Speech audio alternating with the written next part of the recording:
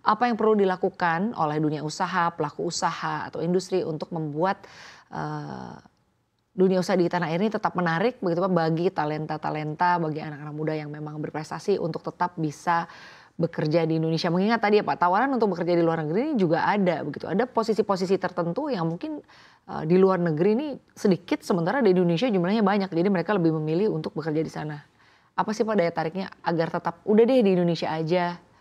Ya, pertama memang kalau kita lihat daya tarik kita bandingkan dengan negara-negara Eropa, ya, Jepang, tentu berbeda. Mereka itu kan sudah merupakan negara-negara maju. Kita ini kan masih negara berkembang dalam hal ini. Sehingga mungkin dari sisi katakanlah ya kalau di kita namanya UMP-nya ya, itu pasti akan berbeda ya. Tapi yang jelas bahwasanya eh, di negara kita juga daya tariknya kan tidak juga kalah dengan mereka dalam hal ini. Kita punya resources yang cukup besar dalam hal ini. Tentu memang begini, gap ini yang harus dilakukan oleh para pelaku usaha dalam hal ini. Pertama misalnya adalah ada kadang-kadang kan di kita ini masih budaya kamu masih muda tahu apa gitu kan ya.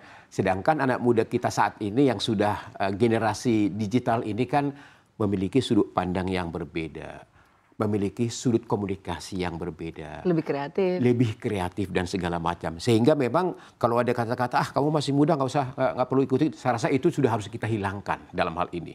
Karena apa? Zaman kita dulu, zaman saya dulu masih saya ingat ya, saya dulu kalau mau belajar ya harus baca gitu kan ya, harus cari buku, harus referensi. Kalau sekarang ini anak muda kita kan di mana saja mereka tinggal pakai gadget, apapun informasi di dunia ini bisa mereka dapat. Ya, sehingga kalau kata-kata bahwa mereka ini nggak ngerti apa-apa, itu budaya itu juga harus dihilangkan. Itu satu tentu. Yang kedua adalah bagaimana memang pengusaha-pengusaha kita ini mau tidak mau harus menerapkan teknologi. Karena anak-anak muda kita ini tidak bisa lepas lagi dari teknologi. Nah, ketika mereka masuk ke dunia kerja, tanda kutip masih semi manual, tentu ini juga daya tarik yang tidak baik bagi mereka. Jadi ya katakanlah misalnya, tapi kalau kita lihat juga di pengusaha-pengusaha di Indonesia saya rasa juga pelan-pelan dan sudah mayoritas juga sudah mengarah kepada teknologi dalam hal ini. Baik, membahas mengenai teknologi Pak, ini juga menarik ya. Kehadiran AI ini kan seolah-olah juga menjadi ancaman ya Pak bagi beberapa pihak. Kita lihat untuk saat ini selain gaji dan benefit, adopsi AI, lalu juga mungkin lapangan pekerjaan ini nampaknya memang menjadi sulit ya. Bagaimana Anda melihat ini semua Pak? Apakah sebetulnya dengan kehadiran AI juga ini menjadi peluang baru khususnya mungkin bagi para calon pekerja untuk bisa mungkin meningkatkan keterampilan lagi karena pasti akan dibutuhkan lagi lapangan kerja baru. Betul. Terkait dengan bagaimana upaya untuk bisa mengoperate dari AI itu sendiri. Teknologi ini tantangan, ancaman, tapi juga peluang dalam hal ini. Ancaman iya, karena apa? Akan banyak nanti tenaga-tenaga kerja kita yang bisa dikerjakan manusia itu diambil alih oleh mesin. Itu otomatis itu tantangan, ya. Dan kita lihat misalnya berapa banyak tenaga kerja kita yang sudah tidak lagi memakai manusia. Ya, dulu kita kalau bayar tol kan bertemu dengan orang. Kita parkir ketemu dengan orang. Kalau sekarang enggak, yang menjawab mesin semuanya.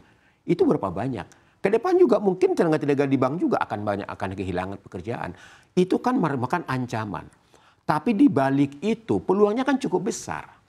Kita lihat misalnya banyak anak muda kita saat ini juga yang tanda kutip ya, mereka ketika mereka lulus kuliah, mereka tidak mencari pekerjaan.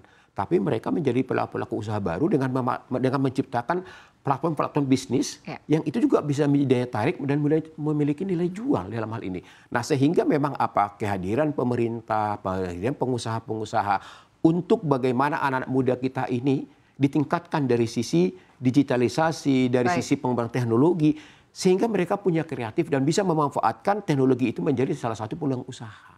Gitu. Baik, saya ingin bergeser ke Pak Syarif. Pak Syarif, menurut pengamatan Anda, apakah ada sektor-sektor usaha tertentu yang mengalami perubahan dalam kebutuhan keterampilan tenaga kerja karena kehadiran AI?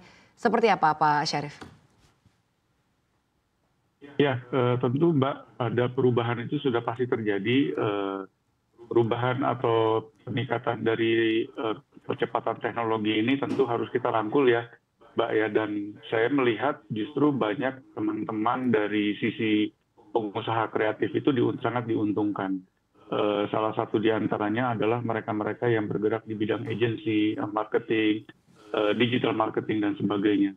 Namun tentunya dengan adanya keterampilan dari teknologi yang semakin cerdas ya, yang biasa disebut artificial intelligence, tentu kami harus betul-betul bisa merangkul dan bisa memanfaatkan sehingga ini dapat mendorong kemampuan dari masing-masing tenaga yang kita miliki secara masing-masing perusahaan. Namun yang justru masih mengkhawatirkan adalah beberapa concern terhadap mereka-mereka yang masih dalam posisi-posisi pendidikan menengah maupun atas dan juga di tingkat pendidikan tinggi.